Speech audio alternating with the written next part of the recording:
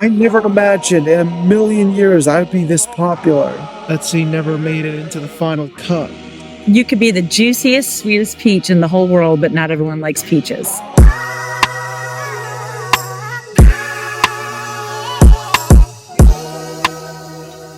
Connor and Lise, welcome into Forever Forward. Thanks for having us. Thanks very much. Of course, it's my pleasure. We were talking a little off the air. I'm a bit starstruck. I'm sure it's crazy for you guys. You know, you've become kind of stars now. One of my first questions I guess I'd have for you is, Lise, you described where you guys live as Podunk, Georgia in one episode. What's it been like living in Podunk, Georgia to now kind of be on the national stage? It's been crazy, and we are getting recognized not only in Podunk, Georgia, but we went to New York City in March, and the streets of New York City, people were following us into stores, and I'm like, this is bizarre. What is going on? So it's been wild. It's been, it's not so podunky anymore, is it? You know, Connor, I know, you know, over the years, like your platform has grown to be massive. I mean, what's it like to be recognized and to have like several 100,000 followers on your socials? What's it like?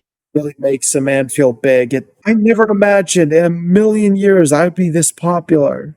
You know, what do you hope that you use this platform for? What's the message that you hope people take from this? Be kind to one another, be supportive, and accept people for who they are, no matter their differences. I love that. Yeah. And one of the things that I really like about Love on the Spectrum is that I feel like it has showed us that we're all not so different. I think maybe it was Tanner in one episode, but I believe he said to the girl he was out on a date with, like, hey, I really like you, but I don't know what to say right now. I'm out of things to say. And, you know, I've been with my girlfriend for 5 years, and there are a lot of times where I want to say that to her too. Like, so. I'm out. Yeah. Yeah, it's very true. Right, Connor? Yeah. But look, as far as the reaction from the show, Connor and Lise both, what has it been like from friends and family and from people you don't even know? Well, they're all very proud of me. They're all trying to support me however they can. And, well, they mostly just congratulate me on my success. Yeah, and you should be congratulated. It was brave, man. And what about you, Lise? What's it been like for you? So same thing. You know, it's been weird at work because, you know, I sell granite. We're actually in my office because the Wi-Fi is better. So, yeah.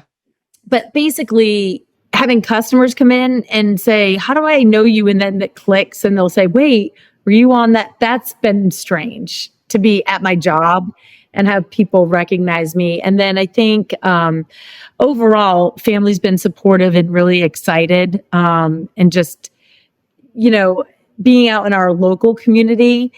What's kind of funny, and I'm going to be honest, because I read, you know, you want authenticity, and I love that about your platform. People who haven't really talked to us in a long time are all of a sudden like, hey, we're having a party. Do y'all want to come over? And I'm That's like, funny. where you been for 7 years? What? You got a little bit of clout chasing going on. Could be. And I'm not thinking we're that cool. It's just funny that now people are reconnecting, and it's happening to some of the siblings as well. And it's just interesting. Yeah, I can imagine. I mean, you talked about some of the things being a little bit strange. One thing that I could, you know, imagine being a little bit strange is having a camera crew in your home. What was that like, having a full-scale production crew like in your kitchen? Well, it was crowded for starters. We also had to do a lot of retakes just to get the footage right. The exposure was very important. And I put up with it as best I could, but I'd have been having it had been a rough week for me that, until the last day. And, well, I've just been getting a little frustrated and exhausted lately. So I think I can bridge this a little bit and help out. So yes, there's 2 cameras, there's producer, a PA, and a sound guy. So I think a couple things is what you don't know is they are really, really hung up on our fabrics, like Connor could not wear this on the show. It has a little fabric pattern. So we would get up, get dressed, get ready, and the director would come in and go, nope, take that shirt off. Nope, get that off. And you're like, what are we going to do? So you're scrambling to put on something else that the camera will like, no logos, nothing with trademarks. And then the sound guy comes in and it's like, you lose all modesty. You're getting a mic between your boobs. You're just doing everything, or, it's getting everywhere. And then, and then you finally get going. And then I think some of what frustrated Connor is just for editing, and nothing was structured or scripted, but if he liked something we said, he's like, wait, can you guys go back and say that again? So that would frustrate Connor. Oh, That would probably frustrate me too. So I completely understand. Was there anything that didn't air, or any moments that you wish did, or anything funny or secret that you can share? Well, sorry, last season I was filmed in a park talking to my dad. We were just walking around, and well, that scene never made it into the final cut. Yeah, I think And that's one thing that we felt, Connor felt a little like his dad got left out of it. It would have also explained the British angle because his dad is English. Understood. Connor, I actually, as an avid watcher of your YouTube channel, I know that you have an affinity for several very unique hobbies. I know you are a world history buff, but I am curious because there's more to us mid-20s men than just wanting to date. So could you talk about maybe just like a couple of the hobbies that you like to do? Because I think we could all use some hobby inspiration these days. My hobbies include sword collecting, reading, and gathering new books. And I've heard on the channel sometimes you talk about the idea of a guest house in the back of your property. Yeah, and I'm hoping to build a library on one wall and an alcove for my sword collection on the other.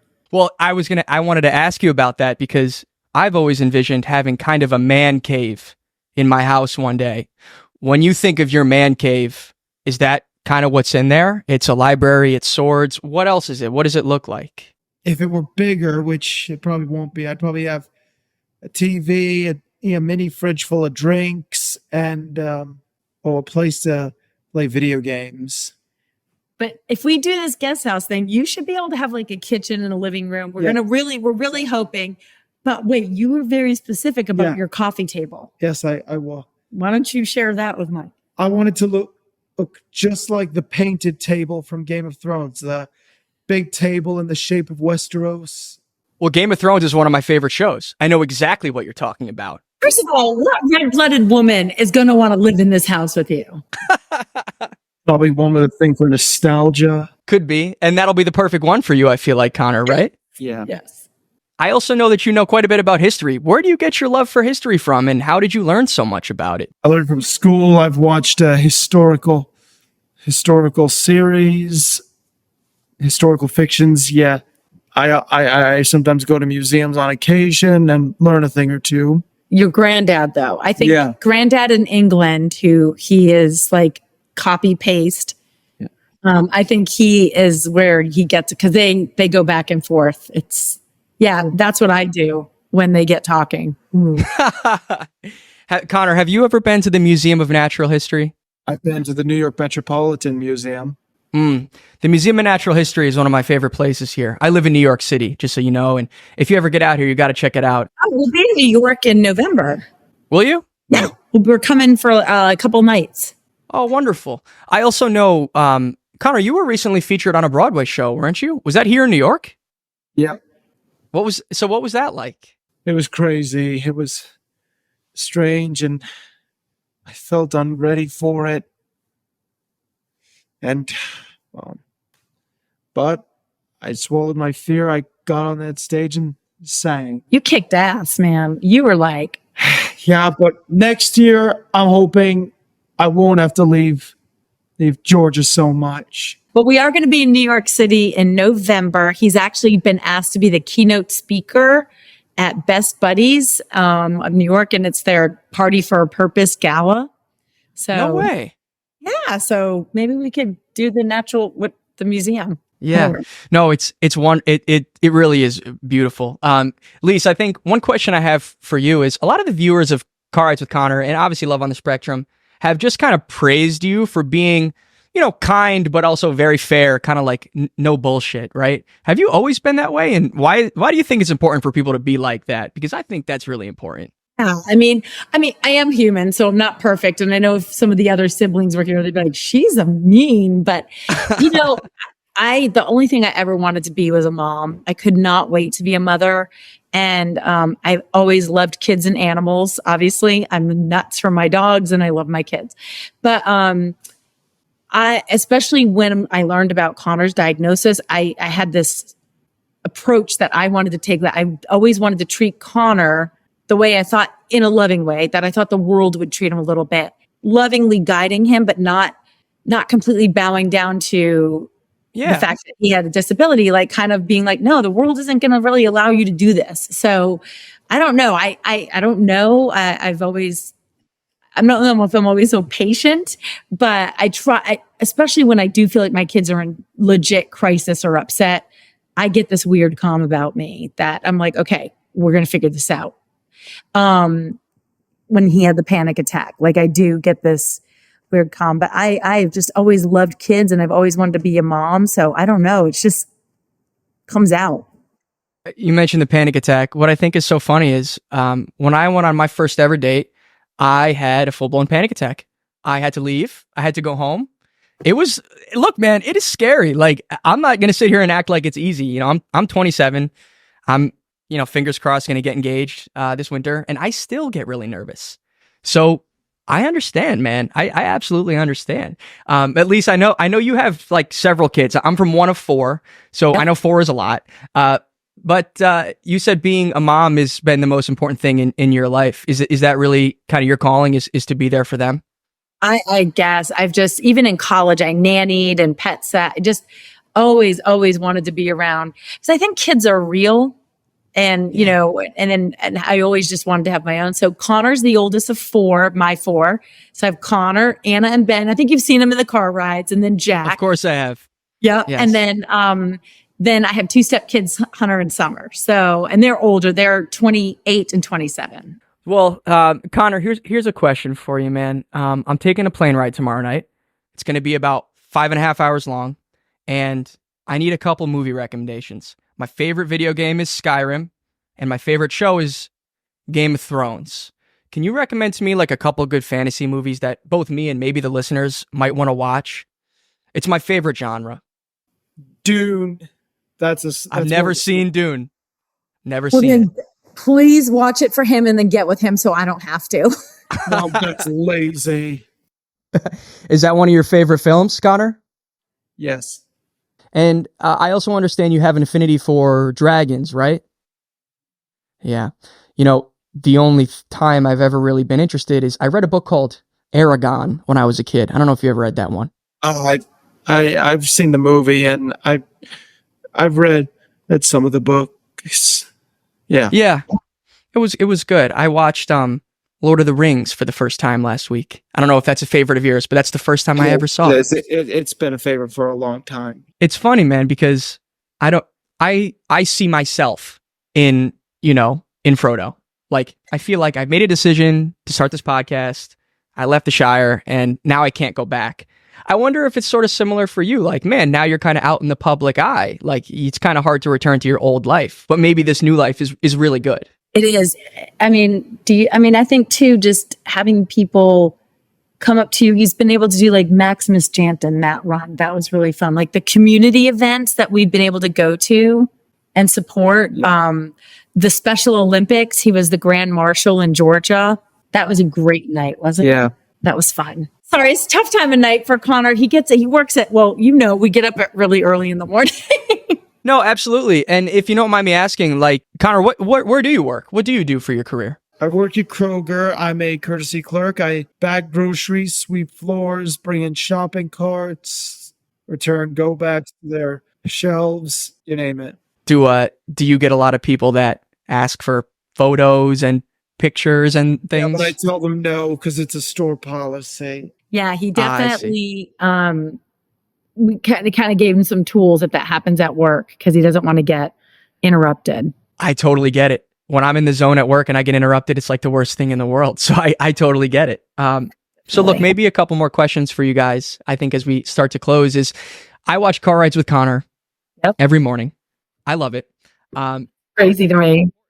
How important are those car rides for you guys? And before they were even on film, is the way that they are now the way that they always have been? Actually, I think they were a little worse in the beginning. When I go back, I cringe. But the way it started, I'll just tell you quickly how that evolved.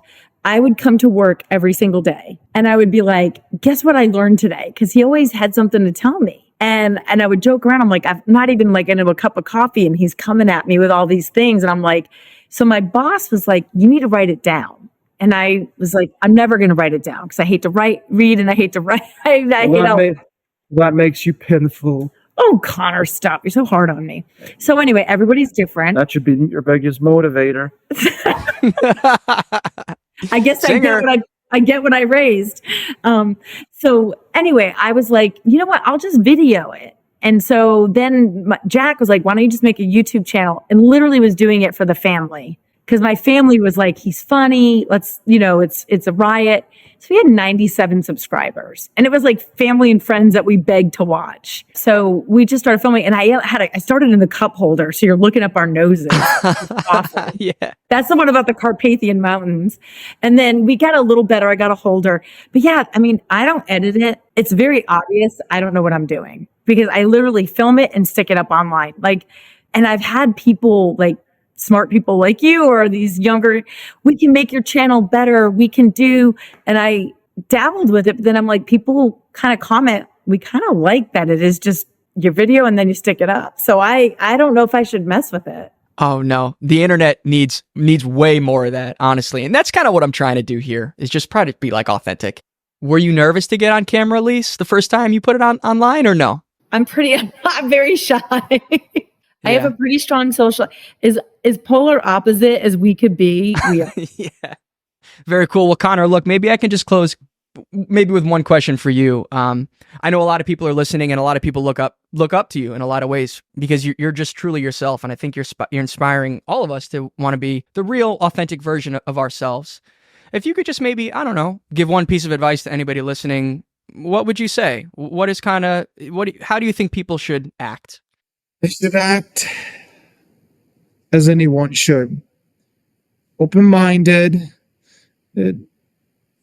and optimistic, and always listen to friendly advice and pass that advice along.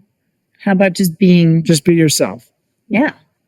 I heard this quote recently, and I believe Marilyn Monroe said it, so it's not mine, and it's something we're having to learn now that we're more out there and we're not everybody's flavor, is you could be the juiciest, sweetest peach in the whole world, but not everyone likes peaches. But just still be yourself. Be the peach. I love that. Well, thanks, guys. I won't keep you. I can imagine how busy you are and all the things you have to get back to, but I can't thank you enough for jumping on and, being really an inspiration to everybody listening.